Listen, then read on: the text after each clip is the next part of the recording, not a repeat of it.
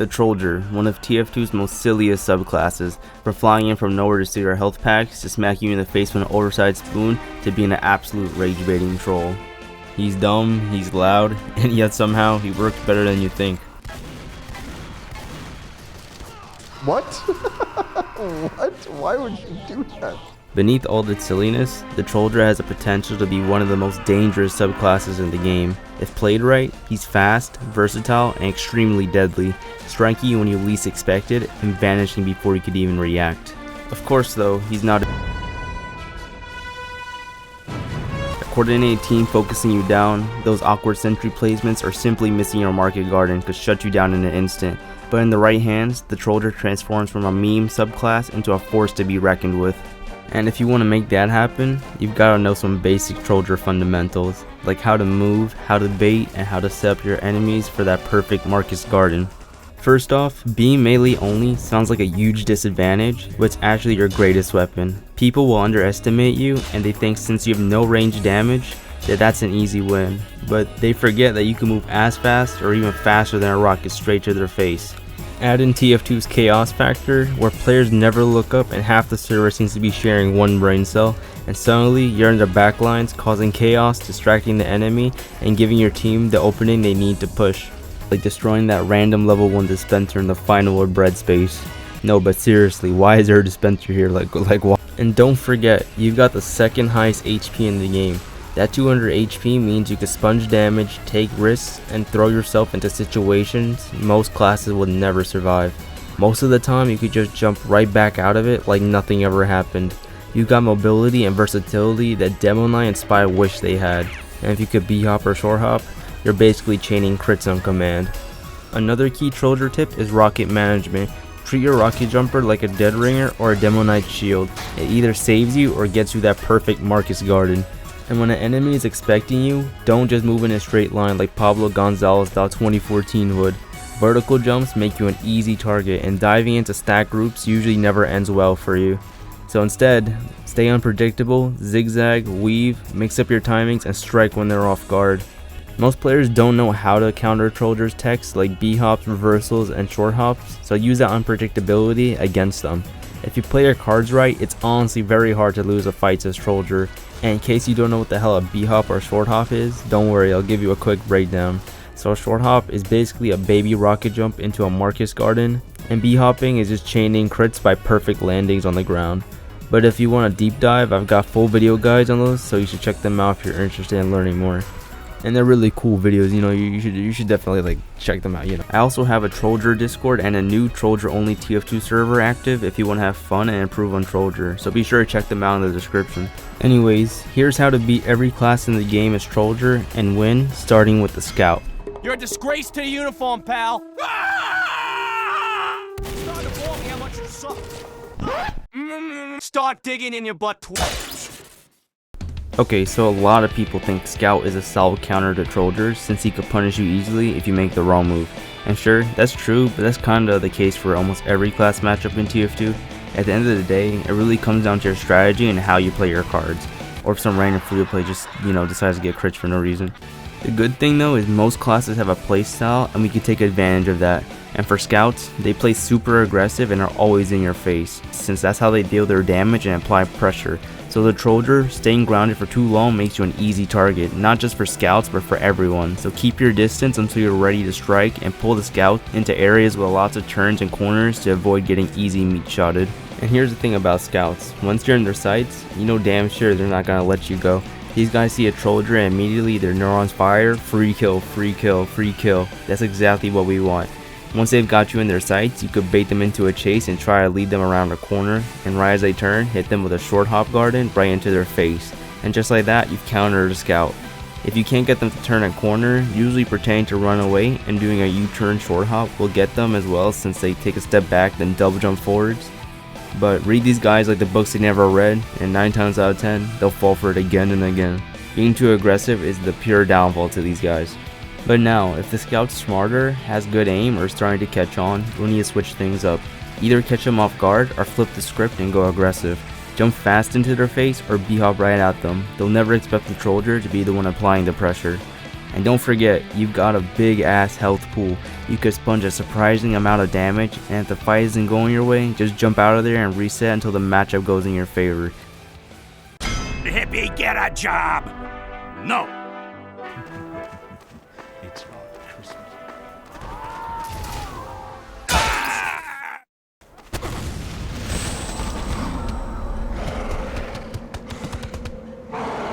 When it comes to fighting soldiers, I'm only going to be talking about stock and direct hit, as trolldier v trolldier is like playing 4D chess and would take an entire video by itself. Against stock soldiers, the matchup isn't really too bad. If their air shots aren't great, you could just literally jump straight at them and land a garden, and most of the times they'll panic and blow themselves up. But if they happen to survive, it usually takes one more swing to finish their job, unless they've got the whip and just crit you from 5 feet away. But the main thing to avoid is finding them in super enclosed spaces, because splash damage and juggling can make it really hard to line up your hit and finish you really fast. On the flip side, if the soldiers are relying mostly on splash damage instead of direct hits and air shots, that's usually your cue to dive in, as usually it means they don't have confidence to hit you directly.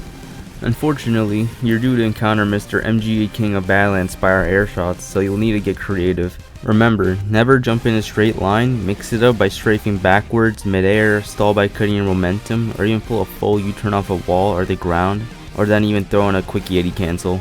This dumps the hell out of a lot of soldiers, and once they start missing, they'll eventually have to reload, giving you the perfect chance to land that garden. And don't forget, you could also surf off a rocket and market guard them too if the situation lines up. And even if they hit you, the man treads usually lets you tank the damage long enough to slam them anyways. Against direct hit soldiers, if their aim is sharp, you're gonna be in for a rough time unfortunately, as these guys are a hard counter to trolldier if their aim is perfect. The only way you're going to realistically be landing a hit is by catching them off guard or making extremely irregular movements as before. The golden rule against these guys is to don't give them the time to track you and to stay out of their sight until you're ready to go in for the garden. The longer they see you flying or in sight, the more likely they'll line up an air shot and instantly delete you.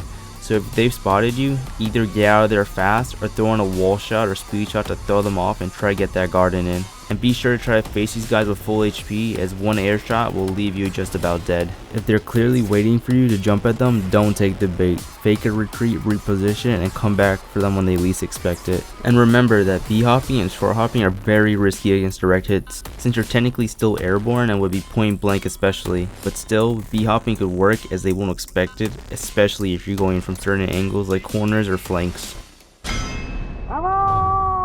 I just tore you a new chimney, Smokey Joe.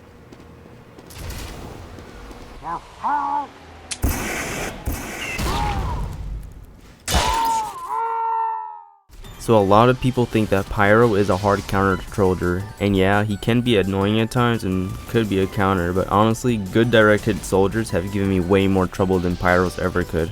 The thing about most Pyros is that they either forget that air blast exists, or they just spam it over and over until they get bored, and that right there leads them to their biggest downfall.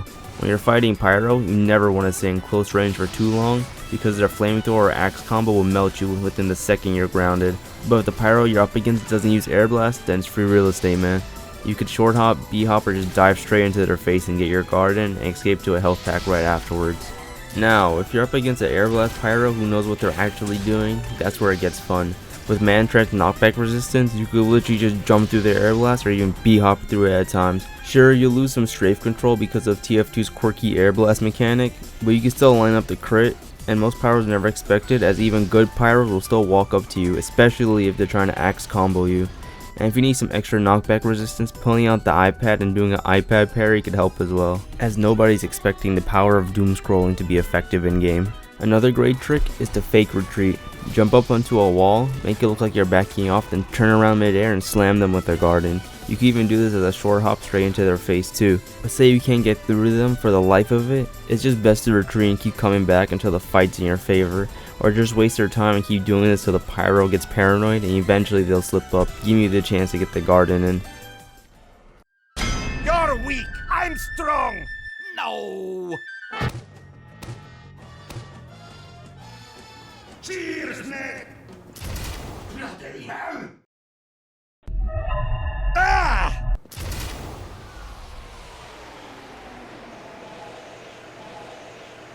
What a good that soldier training did you. The demomen is the king of spam, the lord of chokes, and has the most broken BS sword reach. Like, there's no reason you should be able to reach me 6 feet in the air. As trolldier, this matchup isn't too scary as long as you're not standing still, rocket jumping like a bot, or forgetting that your hitbox is almost as large as the heavies. Demos thrive at mid-range. If you eat a pipe before you first jump, you're basically already cooked. Your one job is to close that gap before he could juggle you into Ohio. Against sticky trap or spam demos, if he hasn't carpet bombed the floor yet, jump in and ruin his day before he sets up. If the floor isn't already looking like a Minecraft TNT trap, then you've got 2 plays. Go over the top with a big jump, or fake dive the sticky so he panics and blows him up early. Then land a garden in his face with either b-hopping or short hopping, or really any method. And also a bonus tip, most sticky spammers aim like they've never seen a grenade launcher before, so once you're close, it's pretty much free game.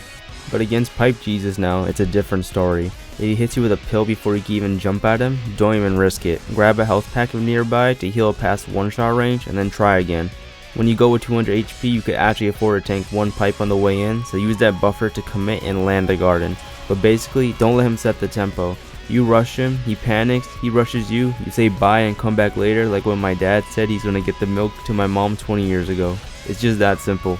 And I didn't forget about the demo knight, so don't worry. But against these guys, I'll keep it short. If they charge at you, jump away unless the ridiculous range actually catches you, in which case you're probably screwed.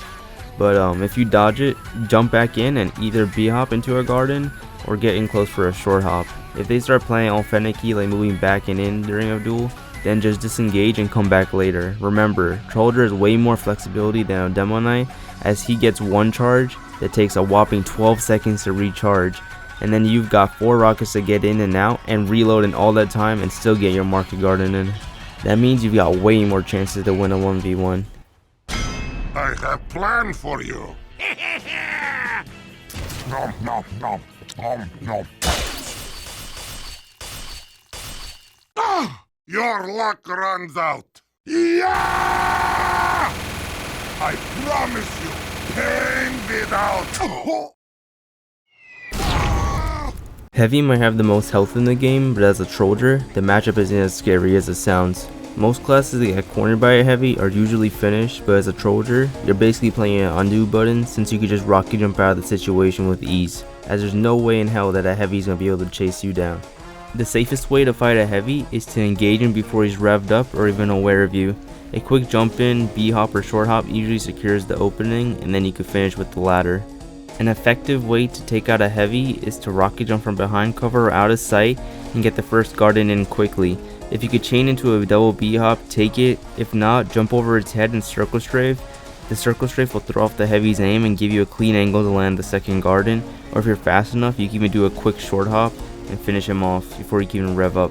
But say the heavy is aware of your tactics or you can't get that second garden in, the next best thing to do is go for a perfect stomp garden combo. Landing both in the same moment deletes heavies instantly, as a mantraed stomp and a garden crit does over 300 damage. It's a bit tough to pull off, but one of the fastest ways to end the fight if the openings are limited. If you're playing against a camping or a corner heavy and he's revved up and holding a wide area, don't jump straight in, as you will lose. Wait for him to stop revving his gun, then jump in and hit him once, then short hop him again if you're confident. If not, retreat and wait for him around the corner if he chases. If he doesn't, just reset and wait for another opening again. Do not play into the heavy's bait, as you will lose, especially if he's revved up. Even Natasha and Brass Beast heavies could be handled this way. I know the slowdown could feel scary, but when you're using cover and fast movements, it negates most of their impact. But against a Tomislav heavy, it's really the best to fight them by hit and retreat, as the accuracy and silent rev could really mess you up, so play it safe against them, especially when playing in corners. But the bottom line, never fight heavy on his terms, use your mobility and speed, and commit when you have an opening, and the fight will always be heavily in your favor. Y'all take that, Rocket Boy. Robot noises. Dispenser going up.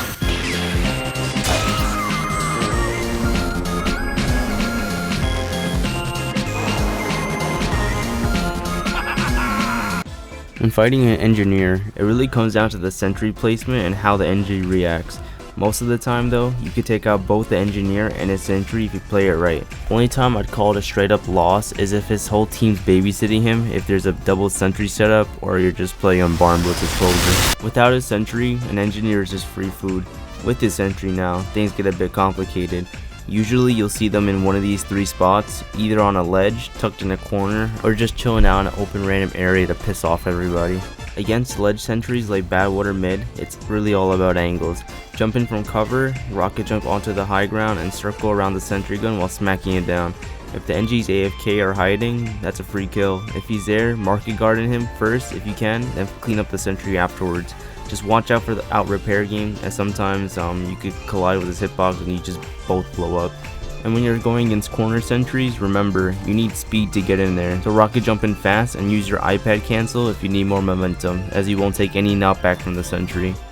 And then either delete the NG first or tank the sentry, whichever is safer in the situation. So when you're playing against these random ass open area sentries, goddamn I hate these things so much. The best way to countering this downright atrocity of a sentry placement is to really just to avoid it overall, especially if you're limited to cover. If you really have to take out the sentry, then again, super fast jumps and your trusty iPad should get you in, but you'll definitely be really low in health once you're in. If it's too much of a hassle to get the engineer, don't even bother with him. Just kill his teleporter at spawn, just wait for him to come there and make him repent for his sentry sins. Against mini sentries, they're more annoying for sure, but they're way more tolerable than a full-on sentry. Usually it's for the best to get the engineer first, especially if he can aim, then go for the mini sentry since he'll add that shotgun damage and spam even more minis in your face. The exception to this rule is if he's running Frontier Justice, then to just do the opposite. Aus! Aus! Beep boop, son. Beep boop. Move, schnell! Today is a good day. Ah! Medic!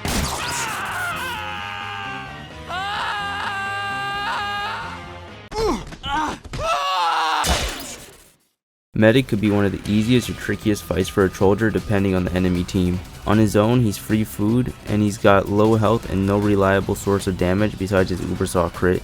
We all know though, medics never travel alone for a good reason, and that's where the matchup changes. A solo medic is pretty simple, just close the gap and take him out as fast as possible before he finds his team. His primary isn't strong enough to take you down, and the Ubersaw is only scary if you choke. A direct market garden of any type ends the fight instantly, and if you miss, you can still chase him down, as he's usually just panicking and backpedaling. But when the medic has his pocket, that's where you need to start playing smart, as getting that med drop is extremely valuable. If you dive head on while he's healing a heavy or a soldier, you're more than likely going to get cooked before you even touch the ground, especially when you're in enemy sights. But it's usually worth the try. If you can't get the front approach on the medic, getting behind enemy lines and waiting until the pocket lags behind a corner, or bait the medic into stepping a little too forward, since the medic will see you as a free Ubersaw kill. The best way to shut him down is to either delete the medic instantly before the pocket can react and get out of there, or if the pocket is squishier, take them out first and then go for the medic, as even light classes overhealed could still be one-shotted by the market garden. But the golden rule when taking down a medic, especially for your team, is if you know he's close to an Uber or has an Uber, it is your trolldier duty to go all in, even if you're gonna die, just to drop that Uber. You know, because American guys sacrifice a moment, but it really won't matter, as when you respawn, you'll just jump right back to the front line super quickly. All rockets, no brains, eh, mate? Kangaroo wife.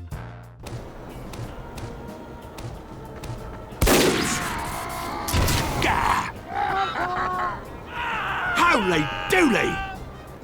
Crikey! Huh?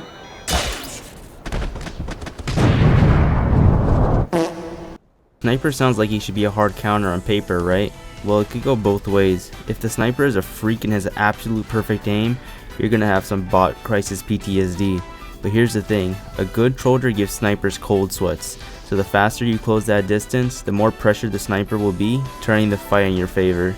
If the sniper is scoped and tunneling, that's your best chance. Jump from outside his FOV and close the distance fast. And I'm not talking about you, classic sniper, go home, no one thought about you. By the time he realizes what's happening, you're already about to land your garden. And when you're making a move on an active sniper, remember never to come at him in a straight line. If you rocket jump directly toward a scope sniper, You're basically asking to be in his montage. Instead, use zigzag strafing, use fast jumps, wall jumps, or mix in any kind of movement tech that makes your path unpredictable and hard to hit, because landing a headshot on someone flying at Mach speed is way harder than most people think. Extremely inconsistent even for pro snipers, and snipers thrive on predictability, and trolldiers are anything but that. Another trick, although pretty silly, is spazzing out your mouse midair and crouching and uncrouching in the air. Yeah, it looks really dumb, but it completely throws off all of the sniper's aim. Half the time they're probably just wondering if you're okay if you're having a seizure. So once you get to their face, many will then try to quickscope you or throw Girardi to try to fend you off, and this is where B-hop shine or a good short hop. So while sniper looks scary on paper, in practice he's one of the easiest classes to counter once you know how to abuse your speed and angles. If you don't give him that clean shot, he's free every time, man. They can bury you in the tomb of the unskilled soldier. Did you forget about...